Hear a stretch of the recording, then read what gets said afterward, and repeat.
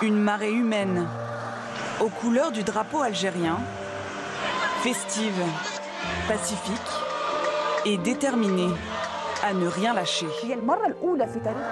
And this time they appear to be bigger than ever. Au total, des millions de manifestants étaient dans les rues. Tous affirment qu'ils resteront mobilisés autant que nécessaire. C'est un mouvement qui dépasse la simple manifestation. C'est une joie qui rallie les cœurs. Des citoyens qui se réapproprient leur espace public. Des esprits qui redécouvrent leur liberté d'espérer, de persévérer et d'entreprendre. C'est une volonté de révolutionner. Les marches prennent de plus en plus d'ampleur et nous avons réussi la première étape, faire démissionner Bouteflika. Soutenus par nos aînés, nous avons tous un but commun, chasser le reste du pouvoir et construire une meilleure Algérie. Trop longtemps, nous avons entendu que le peuple algérien n'était pas prêt pour une démocratie.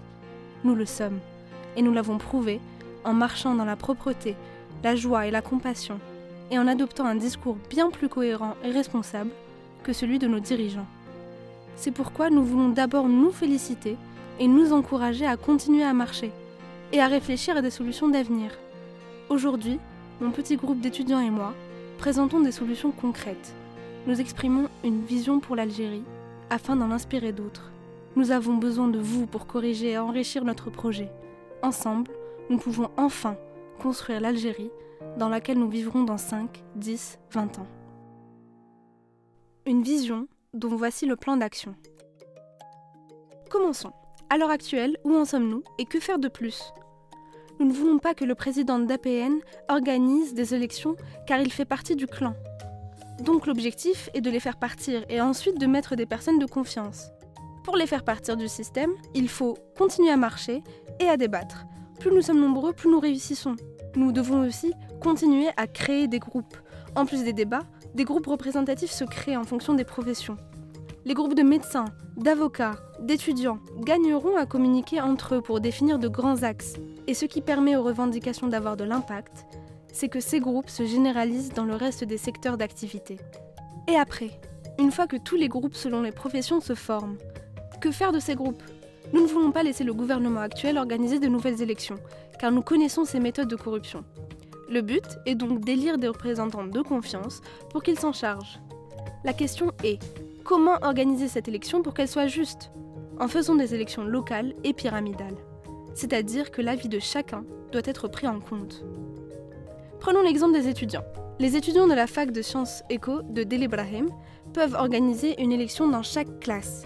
Chaque classe élira un délégué. Les délégués voteront à leur tour pour un membre d'entre eux qui représentera les étudiants de tout le département de la fac de sciences éco. Et pareil pour les autres filières. Au final, il y aura donc un étudiant représentant de chaque filière. Ce mode de fonctionnement s'étend aux autres professions, où on pourrait élire un représentant par hôpital par exemple. Les conditions sont la transparence et la démocratie. Pas question de reproduire la corruption des votes que l'on connaît. Il faut donc ne négliger aucun secteur d'activité, des représentants choisis localement,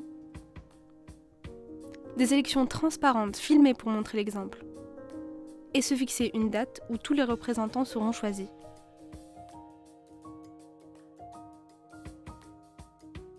Tout ceci dans le but de créer une assemblée représentative qui s'opposera au système partant. L'assemblée d'environ 800 représentants sera donc légitime, car élue en toute transparence et de la base vers le haut. Ces représentants auront deux rôles. D'abord, organiser de nouvelles élections, mais aussi repenser le système. Ce rôle consiste à profiter de leurs talents et de leur connaissance du terrain dans leur secteur respectif pour commencer le changement. Qu'est-ce qu'il y a à changer ? Comment répondre à l'urgence des hôpitaux par exemple ? Pendant que les élections seront en cours, ils pourront analyser les problèmes de chaque ministère un par un. D'abord en étudiant les défaillances de la Constitution, en étudiant les défaillances des ministères, en faisant des rapports sur chaque secteur proposant des solutions et en rendant accessibles ces rapports aux citoyens en les publiant et les expliquant sur Internet. Le but est donc de proposer une réforme profonde des ministères et de la Constitution. En même temps, ils organiseront les élections. Pour cela, nous avons le choix. Soit faire une petite réforme, c'est-à-dire en changeant les ministres, la Constitution et le président tout en conservant le modèle. Soit faire une grande réforme, c'est-à-dire remettre en question l'efficacité d'un tel système, et proposer de nouvelles approches, comme la démocratie parlementaire. Ce modèle existe en Grande-Bretagne, Allemagne, Italie, etc. Et je pense qu'il conviendra bien aux demandes algériennes, car c'est un modèle où le système est constamment surveillé. Plus en détail, dans une démocratie parlementaire, le Parlement composé en Algérie de l'APN et du Conseil de la Nation a un rôle très important. Les députés, élus par le peuple, doivent traiter des grands problèmes et surveiller constamment le travail des ministres. Tous les députés, actuellement 389 à l'Assemblée, devront représenter les wilayas, et plus la wilaya a d'habitants, plus elle aura de députés la représentant. Les députés appartiennent soit à un parti politique, soit sont indépendants. Le leader du parti qui a le plus de votes lors des élections générales devient Premier ministre. Il désignera des ministres et appliquera son programme. Tous les autres députés pour qui le peuple a voté seront l'opposition. Ils constitueront la deuxième partie du Parlement et auront comme travail de proposer, débattre des lois et vérifier le travail des députés au gouvernement. Le Conseil de la Nation devrait fonctionner comme il est censé le faire aujourd'hui, c'est-à-dire apporter une analyse supplémentaire avant d'accepter une loi. J'ai bien dit comme ils sont censés le faire. Se rajoute au Parlement une autre institution qui n'existe pas en Algérie et que nous appellerons Comité des experts.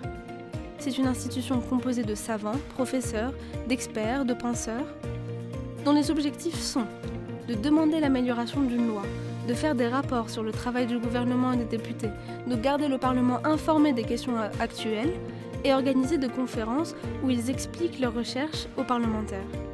Demander l'avis des citoyens sur les questions de société, s'occuper de la présence médiatique du gouvernement, réalisation de vidéos explicatives des grandes mesures prises, mise à jour du site, publication de leurs rapports sur le bon ou mauvais travail des ministères et vérification de l'objectivité des informations postées. Ils représenteront une pression sur le gouvernement et seront payés pour surveiller et juger des décisions du gouvernement et des députés en général, mais aussi pour présenter des projets sur beaucoup de sujets. Ce comité se composera de 4 pôles. Le pôle des comités qui surveille les ministères. Le pôle des comités qui traite des problématiques d'actualité plus larges. Le pôle des comités qui surveille les affaires internes du Parlement, contre la corruption, contrôle des comportements des députés, leurs dépenses, etc. Et le dernier, le pôle des comités de pensée, c'est-à-dire ceux qui explorent les thèmes d'avenir, comme comment pallier la fin du pétrole en Algérie, comment redonner de la valeur au dinar, est-ce qu'une union maghrébine est à notre avantage, etc. Tous les comités auront pour devoir de rédiger des rapports et de les présenter au gouvernement. Et le gouvernement sera obligé d'y répondre sous un certain temps. Pour vous donner une idée, en Grande-Bretagne, c'est 60 jours. Ce sont donc les experts qui surveillent le travail de nos élus, mais aussi une aide pour les aider à créer des lois et des projets bien faits. Pour mieux visualiser, voici la forme du nouveau gouvernement. Donc d'abord, il y a un parlement, le centre du pouvoir, avec les députés qui sont élus par toutes les circonscriptions, et de l'autre côté, le comité des experts, un grand comité d'experts divisé en 4 pôles. Pour vous donner une idée, en Angleterre, il existe environ 40 comités et composés de 11 personnes chacun, qui font, si besoin, appel à d'autres experts de temps en temps. En bref, en quoi un système parlementaire est-il plus démocratique ? C'est plus démocratique parce que nous passons d'un système où le citoyen n'a pas de pouvoir direct, où le gouvernement est opaque, où il n'y a pas de moyens de pression, où le Parlement est influencé par le président et où le gouvernement n'est pas représentatif de sa population. À un système amélioré, car premièrement le gouvernement en place est obligé de rendre des comptes, c'est-à-dire que le Premier ministre, ses ministres, les députés de son parti qui siègent au Parlement doivent justifier chacune de leurs actions et les expliquer en les rendant accessibles à la population. Comment ? De plusieurs façons. Une fois par semaine, le Premier ministre et ses ministres répondent aux questions de l'opposition. Aussi, le gouvernement doit prendre en compte les rapports des comités d'experts. Ensuite, chaque citoyen a un impact direct. Donc, chaque citoyen de plus de 18 ans a le droit de créer des pétitions sur Internet. Si la pétition a plus de 100 000 votes, elle passera au Parlement, qui décidera d'en faire une loi ou non. Les députés eux-mêmes peuvent demander l'avis du peuple via les pétitions, sur le même site Internet. Dans les autres pays, c'est souvent le cas lorsque les députés ne sont pas d'accord ou lorsqu'il s'agit d'une question de société. Enfin, troisièmement, ce gouvernement est plus démocratique car le pouvoir est équilibré. D'abord, il y a un vrai contrôle des institutions. Et aussi, car on ne donne pas les pleins pouvoirs à une seule personne, c'est au contraire l'avis du public qui pèse le plus, puis celui du Parlement, et enfin celui du gouvernement. Pour ceux qui diront que cette vision est trop idéaliste, utopiste, Je dirais que oui, l'idée est de penser plus grand. Pas juste la chute d'un président, mais le début d'une ère de développement. Et si vous pensez que c'est un idéal, au lieu de vous dire qu'il y a trop de choses à faire, que nous sommes trop loin, posez-vous la question, comment faire pour que l'idéal devienne réalité? Chaque individu a enfin le pouvoir de changer les choses. Alors pourquoi pas vers le meilleur? Toutes ces solutions doivent être débattues, négociées, approfondies. Beaucoup de questions restent posées. Combien y aura-t-il d'experts en tout? Comment réussirons-nous à n'exclure aucune classe sociale, ni communauté? Ce qui fait la beauté et la force de cette révolution, c'est justement que tout est à penser. Tout est à penser et tout est à faire pour construire demain.